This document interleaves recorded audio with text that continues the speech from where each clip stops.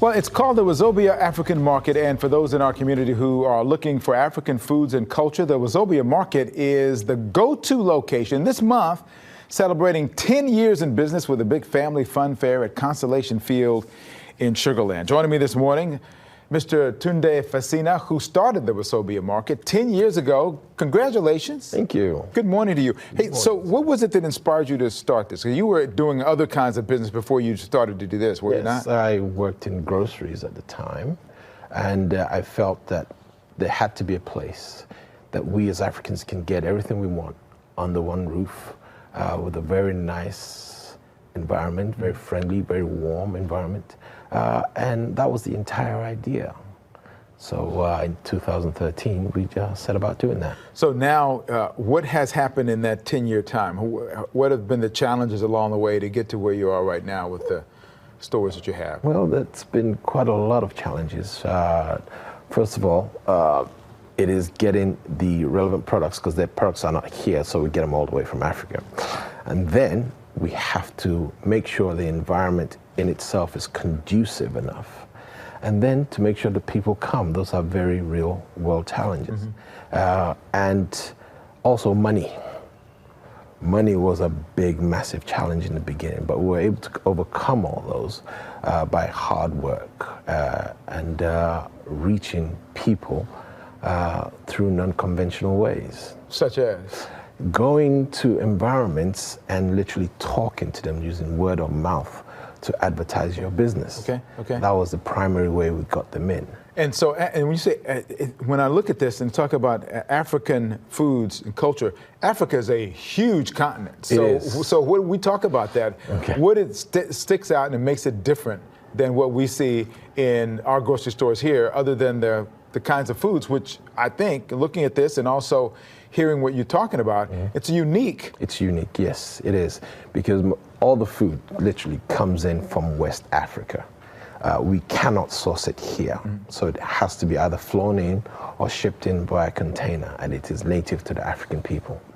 So different people from different continents, different countries within Africa know the kinds of foods. And how do you keep track? Because as I said, it's such a lot of different countries, a lot of different cultures with foods.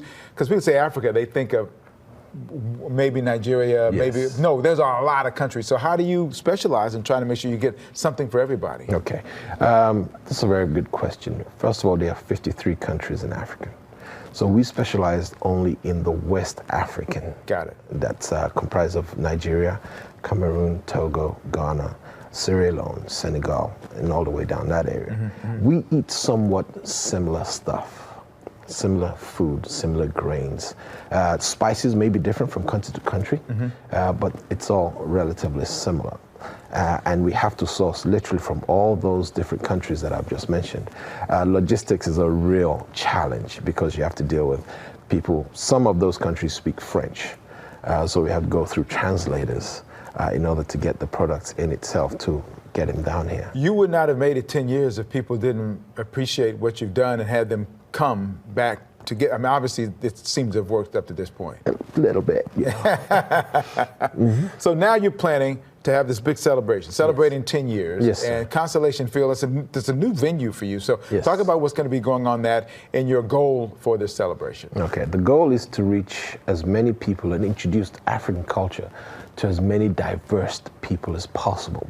A lot of people in Houston have heard about Africa, and I am not sure that they've actually tasted Africa. So the point of the Constellation Field is to have an environment in which they can be comfortable and come and taste all the various cultures and all the various foods that is within Africa, and they can really appreciate what we're about. So that day, do you know kind of hours we're going to be out there? Yes, we'll open to the public at 11 o'clock in the morning, and it'll round up about 6 o'clock at night. Okay, that's a full day? Yes, sir. A lot of eating? A lot of eating, a lot of competition. We have various competitions, which people can win cash prizes. Oh, really? Yes, sir.